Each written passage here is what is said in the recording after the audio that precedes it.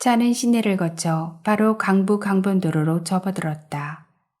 그리고 얼마를 더 달려 자연스럽게 자유로로 합류했다. 식구들끼리 소풍도 가고 참 좋다. 근데 길이 일산 쪽이네. 거긴 러브호텔 같은 것도 별로 없던데. 어디 좋은 데가 따로 있나? 뒷좌석에서 정수의 손을 꼭 잡은 채 눈으로는 운전하는 연수의 뒷모습을 마냥 응시하며 엄마가 어린이처럼 천진하게 물었다. 아버지는 말없이 고개를 끄덕였다. 마침 그때 차는 일산봉원소 앞을 지나고 있었다.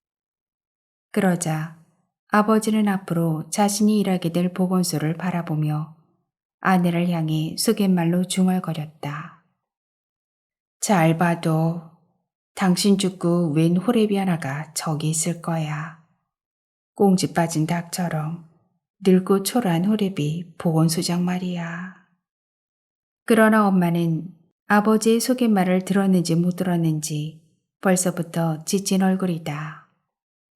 딴 데 가지. 경치 좋은데. 그 말을 끝으로 엄마는 가물가물 잠에 빠져들었다.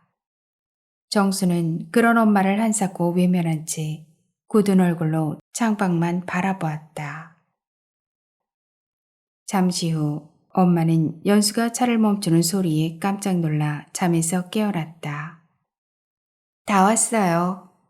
여긴? 우리 집이잖아. 엄마는 신기한 듯 주변을 둘러보았다. 연수는 엄마의 기뻐하는 모습에 미소 지으며 아버지를 돌아보았다. 내가 연수랑 정리했어. 들어가자. 엄마는 짐보따리를 들고 내리는 아버지를 감격한 눈빛으로 쳐다보았다. 이내 눈시울이 젖어들었다. 엄마는 차에서 내릴 생각도 못하고 그저 새집을 한동안 멍하니 바라보았다. 비로소 엄마는 오늘 소풍이 자식들과의 마지막 이별 여행이라는 걸 깨달았다. 저만치서 아버지가 혼자 짐을 든 채 현관문을 열고 있었다. 정수야, 엄마 봐야지. 정수는 아까부터 한사코 창밖만 바라보고 있다. 엄마가 부르자 그제서야 고개를 조금 돌리다 도로 시선을 외면해 버렸다. 정수는 입술을 꽉 다문 채 고개를 떨구었다. 엄마는 그런 아들의 열린 셔츠 단추를 일일이 채워주며 말을 이었다. 엄마, 내일이라도 다 쉬었다 싶으면 갈게. 울어? 정수는 고개를 젓는다. 그 바람에 엄마의 손등으로 뜨거운 눈물방울이 튀었다. 엄마는 그것을 모른 채 하고 짐짓 장난스럽게 묻는다. 정수야, 나 누구야? 엄마. 엄마는 울지 않으려 고개를 쳐들고 눈을 부릅뜨는 아들을 향해 방긋 웃는다. 한 번만 더 불러봐. 엄마. 정수는 기어이 목이 메어 어깨를 들썩거렸다. 엄마가 어린아이한테 이르듯 또박또박 말을 이어갔다. 정수야, 너 다 잊어버려도 엄마 얼굴도 웃음도 다 잊어버려도 네가 이 엄마 뱃속에서 나온 건 잊으면 안 돼. 정수는 무척 힘들게 고개를 끄덕인다.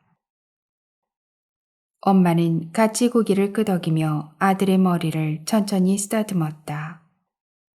그러다가 문득 손가락에 끼고 있던 반지를 빼내어 아들에게 쥐어주었다.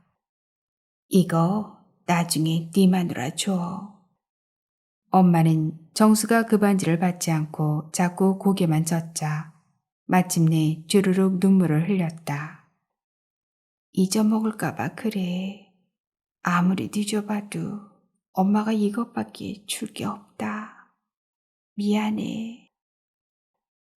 정수는 엄마 품에 안겨 이를 악물고 억지로 울음을 삼키고 있다.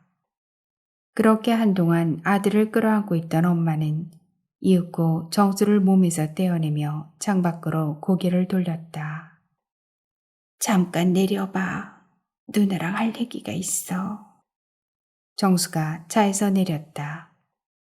엄마는 힘겨운 몸짓으로 시트에 등을 기대면서도 여전히 시선은 창밖을 향한 채 말을 이었다. 연수야, 엄마가 아무래도 곧 정신을 놓칠 것 같다. 자꾸 가물가물해. 연수는 이미 엄마가 자식들과 마지막 이별 이식을 치르고 있다는 걸 느낄 수 있었다. 그녀는 핸들을 부여잡은 채 앞만 보며 고개를 끄덕였다. 뒤에서 엄마의 낮은 음성이 이어지고 있었다. 엄마, 연수 사랑해. 알지? 네, 저도 엄마 사랑해요. 연수는 고개를 숙인 채 엄마 몰래 울고 있었다. 그래, 사랑해. 아주 많이 사랑해. 엄마도 울고 있는가. 목소리가 점점 흔들리고 있는 게 느껴졌다. 너는 나야. 엄마는 연수야. 네. 이제 동생 데리고 가. 엄마, 아버지랑 좀 쉬어야겠다. 연수는 소리 죽여 울며 고개를 끄덕였다. 그때 뒤에서 엄마가 목을 끌어안았다. 착한 우리 딸. 엄마의 눈물 젖은 입술이 연수의 볼에 닿았다. 연수의 볼에서도 하염없이 눈물이 흘러내리고 있었다. 아이들이 가고 있다. 엄마는 멀어져가는 아이들의 뒷모습을 오래도록 지켜보며 손을 흔든다. 아이들의 모습이 눈에, 가슴에, 갈비뼈에, 발등에 두루두루 불도장처럼 와서 박히는 것 같다. 저것들이 울며 간다. 먼 발치에서 보아도 엄마는 눈에 선하다. 봐야 한다지만 그녀는 아니라고 생각한다. 저것들이 어민 까닭에 보지 않아도 다 알 수 있는 것이다.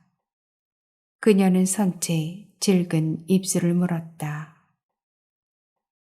죽는다는 것, 그건 못 보는 것이다.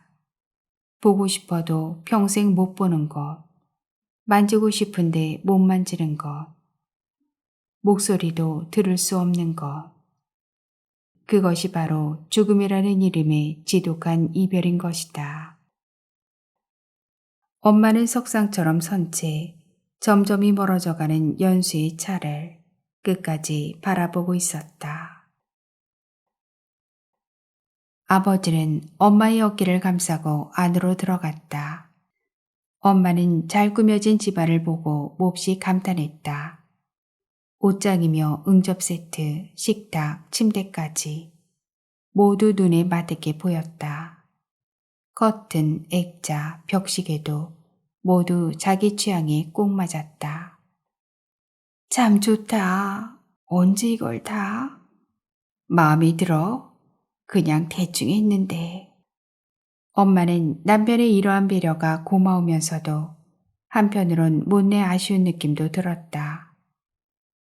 집안 곳곳이 동화처럼 잘 꾸며져 있었으나 이런 배경은 가족 삶의 행복한 지속을 보장하는 공간인 동시에 자신에겐 영영 이별하는 아쉬운 장소, 그런 일회성의 공간으로 존재하고 있다는 자각이 들었기 때문이었다.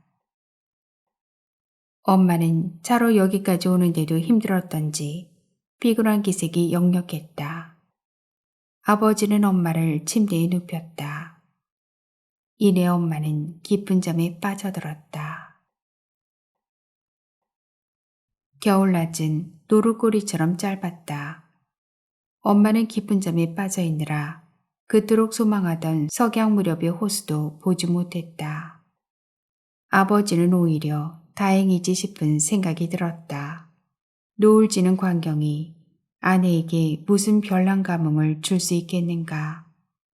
스스로 노을 지는 아내로서는 오히려 황혼의 아름다움 속에서 자신의 죽음이라 헤아려 있을 게 뻔했다.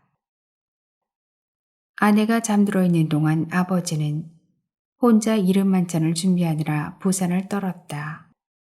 서서히 호수 주변으로 어둠이 내리고 있었다. 당신 솜씨 좋네. 세장가 가도 되겠네. 저녁 무렵 잠에서 깨어난 엄마는 아버지가 정성껏 끓인 죽을 힘없이 받아먹으며 배시시 웃었다. 이걸 어떻게 만들었대? 연수한테 좀 배웠지 뭐. 엄마는 입으로보다 눈으로 더 많은 음식을 먹었다. 아버지는 한 숟갈이라도 더 아내 입에 떠 넣어주려 수저를 들이대는데 그녀는 한사코 보기만 한다. 입이 소태처럼 써서 음식이 잘 넘어가지 않는 것이다. 한 숟갈만 더 먹어봐. 이제 차 마시자. 응? 아버지가 마지막으로 떠넣어주는 죽을 마지못해 받아넘기고 나서 엄마가 서툴게 응석을 부렸다. 그런 아내를 마주보며 아버지가 희미하게 웃었다. 아버지는 곧 차를 끓여 거실로 가져왔다. 무슨 차인지 향이 좋네. 무슨 차야? 몰라. 그냥 향이 좋은 차야. 훌훌 불어서 마셔. 뜨거워. 꼭 신혼여행 온 것 같다. 당신 공부한다고 우리 신방도 못 차리고 산 거 알지? 차를 한 모금 마시며 방긋 웃는 엄마를 아버지는 처연한 시선으로 마주 보았다. 이름도 모르고 산 차 한 잔에도 저렇게 행복해하는 여자를 그동안 왜 그렇게 못해줬던가. 하루에 1시간만이라도, 아니 한 달에 10분만이라도 아내를 저렇게 기쁘게 해주었더라면 지금처럼 마음이 헛헛하지는 않았을 것을. 아버지의 사무치는 회한을 꼬집기라도 하듯 엄마가 이내 말을 이었다. 말년에 복이 텄다더니 이런 날이 오려고 그랬나 보네. 당신은 좋겠다. 이런 집에서 앞으로 10년은 살겠지?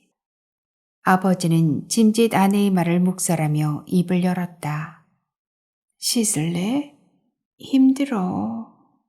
힘드니까 씻어. 씻겨줄게. 정말? 엄마가 어리둥절한 눈빛으로 아버지를 쳐다보았다. 평생 목욕은커녕 한여름에도 물 한 바가지 안 끼얹어주던 남편이었다. 아버지는 새삼 쑥스럽고 미안한 마음으로 아내를 번쩍 안아들었다. 욕조에 이미 적당히 데워진 물이 가득 담겨 있었다. 엄마는 다소 부끄러워하면서도 아버지의 품에 얌전히 안겼다. 욕실에 들어선 아버지는 엄마를 욕조에 걸터 앉히고 한 가지씩 가만가만 옷을 벗겨주었다. 삶은 계란 속살처럼 희고 부드러웠던 살결이 이제는 나무 껍질처럼 마르고 군데군데 멍든 자국이 선명하다. 그러나 아버지의 눈에는 그런 엄마가 전혀 험해 보이지 않는다. 새색 시인 양 여전히 곱다. 그는 아내의 몸을 조심스럽게 욕조에 누이고 비누칠을 해서 정성껏 닦아주었다. 엄마는 조금은 어색해 하면서도 간지럼을 타는 아이처럼 어리광을 부렸다. 눈 매워. 그러니까 눈을 꼭 감아야지. 감아도 매워. 머리를 감기고 드라이어로 말린 다음 잠옷으로 갈아입혔다.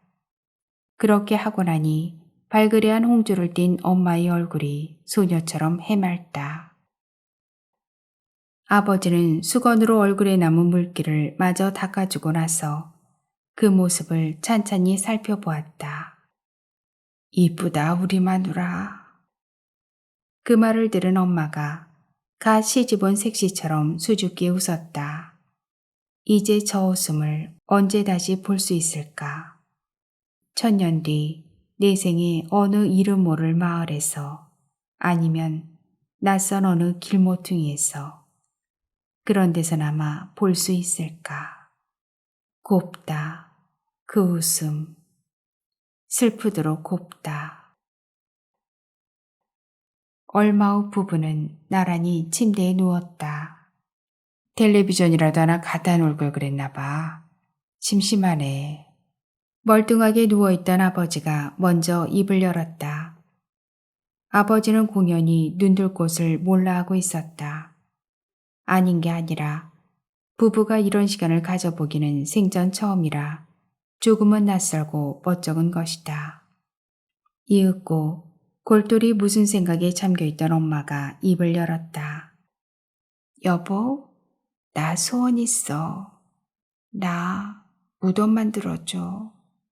며칠 전까지만 해도 엄마는 차가운 땅속에 묻히기 싫다며 차라리 화장이 좋다고 했었다.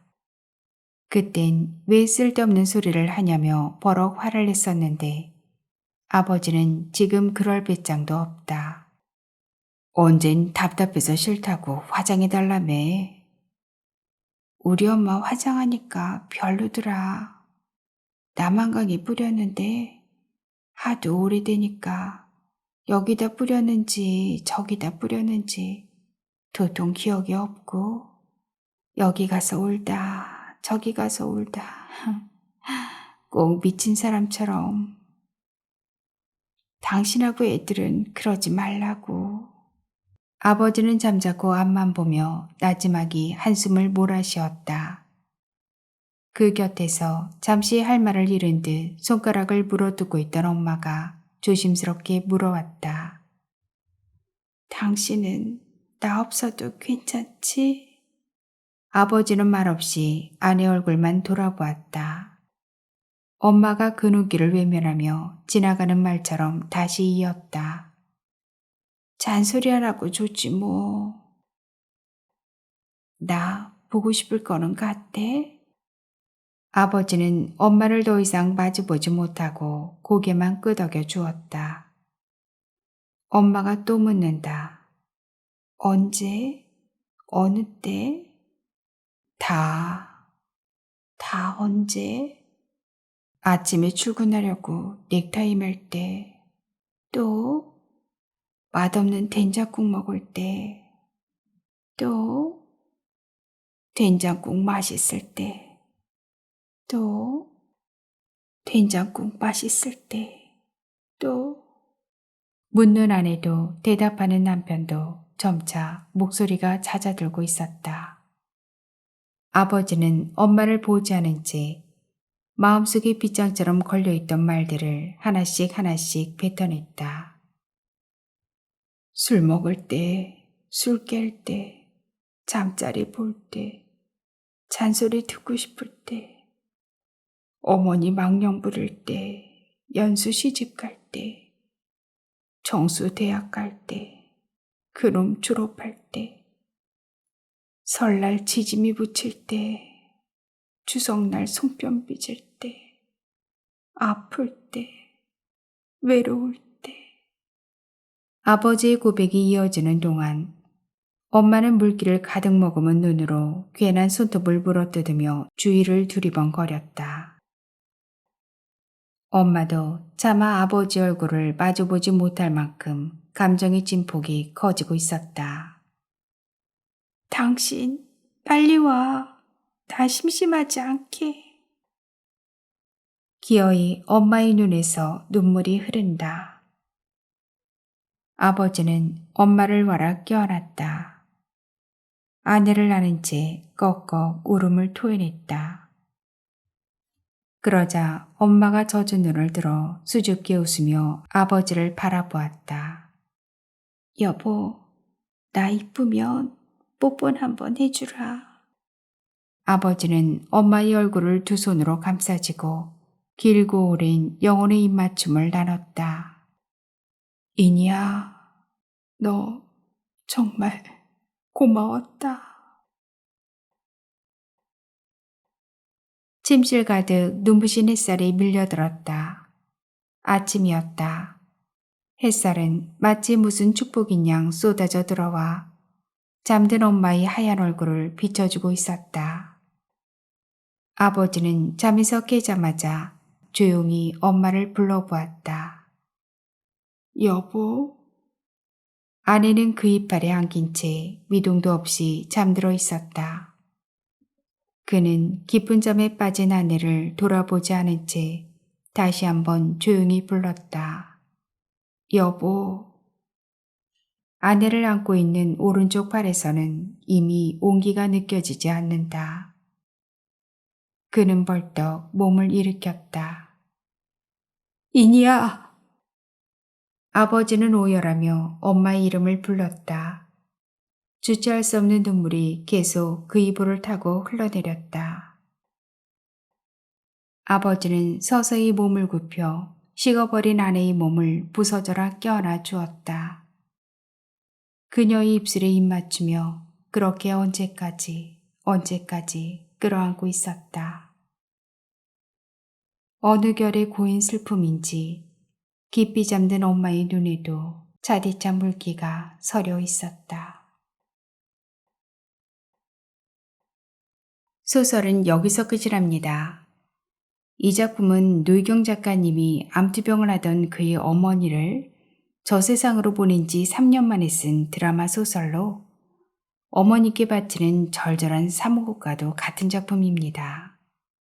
그래서 어머니를 향한 작가의 마음이 오롯이 담겼기에 읽는 내내 깊은 해안에 빠져들었는데요. 책 말미에 나오는 노희경 작가의 후기도 마저 소개해드립니다. 함께 귀 기울여주세요. 부모도 자식의 한이 되더라. 어머니가 돌아가시기 전 나는 그녀가 내 한이 되리라고는 미처 상상하지 못했었다. 그러나 그 시절 분명 나는 그녀의 한이었을 것이다. 내 어머니는 순하디 순한 분이셨다. 그 순함이 정도를 지났죠. 아마도 모르는 사람이 그녀를 봤다면 조금 모자란다 하였을 것이다. 그녀는 젊어서는 자식들 잡기를 쥐잡듯 하여 제 성질을 못 이기더니 50줄에 접어들면서부터는 희한하게도 갑작스레 흰머리가 늘고 주름이 지는 상늙은이가 되더니만 싫고 좋고도 없는 마냥 무골인이 되었다. 그런 그녀의 변화를 두고 자식들은 저마다 의견이 분분했지만 결론은 극악한 삶의 고통이 그녀를 지치게 하지 않았겠느냐 그림해졌다. 50에 그렇게 기운이 쇠하기 시작한 그녀는 이후 누가 막말을 해도 성을 안 내고 누가 옆에서 까무러쳐도 별 관심을 보이지 않더니 50 중반에 덜컥 암에 걸렸다. 그리곤 별로 내색도 않더니만 1년 반의 짧은 투병 기간에도 자식들이 헉헉대자 3일간 혼수 상태로 있다가 날 좋은 날 가볍게 눈을 감았다. 나는 지금도 임종 때의 그녀를 기억한다.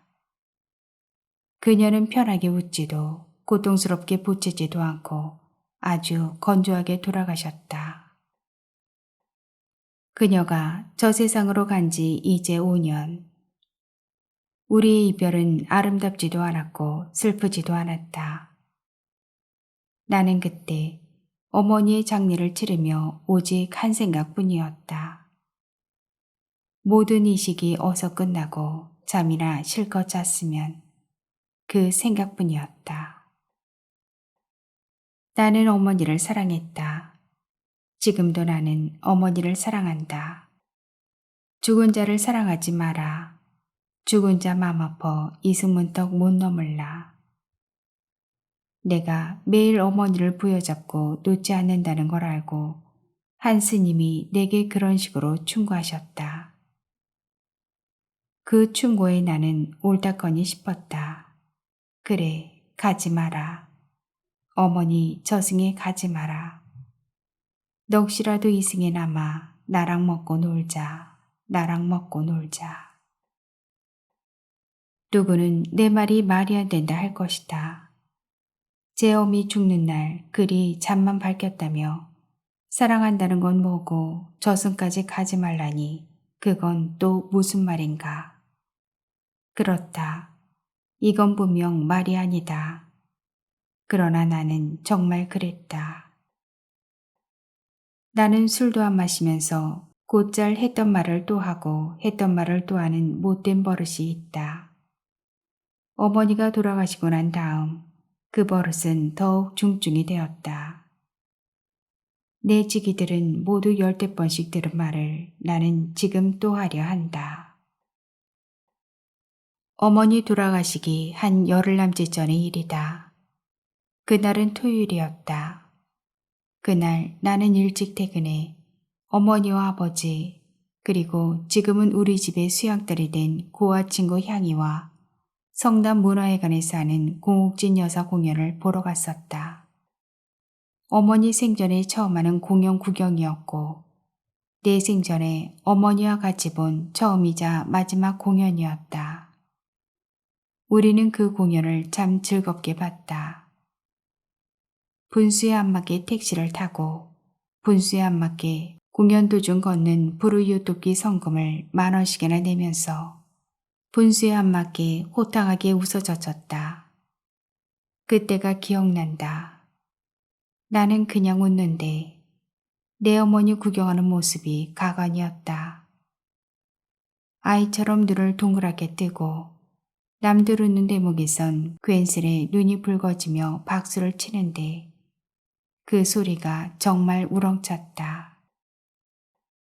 그때 나는 스스로를 대견하게 생각하면서 그래도 내가 참 효녀짓을 했구나 싶었다. 우리는 공연 구경을 다 하고 5,000원이나 하는 공옥진 목각을 사고 일식집으로 갔다. 부모님을 대접하는 첫 자리였다. 참, 일식집에 가기 전 내 호의가 과했는지 아버지는 안 쌓고 집에서 밥 먹지 돈 주고 밥을 왜 사 먹느냐고 했고 어머니는 우리 막내딸이 뭘 사줄까 보자며 선뜻 가자 했다. 속 없는 어머니. 사실 그 즈음 내 주머니는 허당이었다. 그러나 한 번 한 말을 도로 담아 넣을 수는 없는 일. 나는 일식집 문을 너무도 당당하게 열어젖혔다. 그리고 주문을 했는데 알탕에 생선초밥. 그게 전부였다. 음식이 나오고 빈약한 상차림에 스스로가 멋쩍어 나는 서둘러 먹자 하고 먼저 수저를 들었다. 그런데 한참을 아버지와 나 그리고 양이가 수저질을 하는데도 어머니는 도통 가만히만 계셨다. 음식이 마음에 안 드시나 싶었다. 다른 걸 시켜드릴까 싶었다. 상차림이 민망해 어머니 얼굴을 못 보고 나는 그리만 생각했었다. 그러다 용기를 내어 어머니 얼굴을 봤는데 그 눈을 봤는데 눈물이 그렁이 울고 계셨다. 눈물이 날 만큼 좋으셨던 것이다. 내가 언제 이런 사랑 받았나 봤겠니. 내 어머니는 그렇게 싸구려 효도에도 감동하는 그런 분이셨다.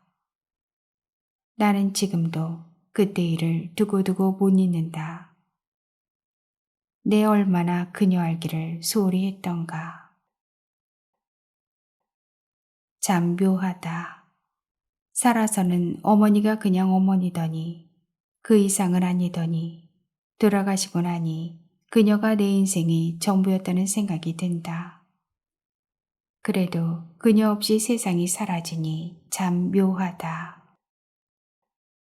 지금 이 후기를 제외한 이 소설은 픽션이다. 내 아버진 의사도 아니오. 난 연수처럼 고분고분한 딸도 아니었다. 그러나 난 이 글을 쓰며 참 많이 울었다. 이 글 속의 기민이 그녀는 내 어머니의 다름 아니었기 때문이다. 나는 이 글을 쓰며 내가 그녀의 못난 한이었듯 그녀 역시 이제와 내게 다 못한 사랑의 한이 된다는 걸 알았다. 나는 바란다. 내세에 다시 그녀를 만난다면, 다시 그녀의 막내딸이 된다면 더 바랄 것이 없겠다. 내가 그녀를 사랑했다는 걸, 목숨처럼 사랑했다는 걸 그녀는 알았을까? 초상을 치르면서는 잠만 잤어도 지금까지 하루도 거르지 않고 그녀로 인해 울어문다는 걸 그녀는 알까? 제발 몰라라. 제발 몰라라. 이 글은 내 힘으로만 된 것이 아니다.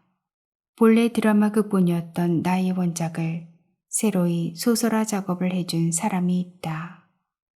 그는 내 오랜 문우이며 피를 나눈 형제 같은 내 어머니가 친딸처럼 여겼던 박숙정 형이다. 그러니까 엄밀히 말하면 이 소설은 그 형의 상고로 이루어진 것이다. 지면을 통해 제자 박숙정 형에게 감사드린다. 1997년 3월 노희경. 이상으로 세상에서 가장 아름다운 이별 작품 낭독을 모두 마칩니다. 노희경 작가님, 그리고 박숙정님, 감사합니다. 그리고 건강하세요.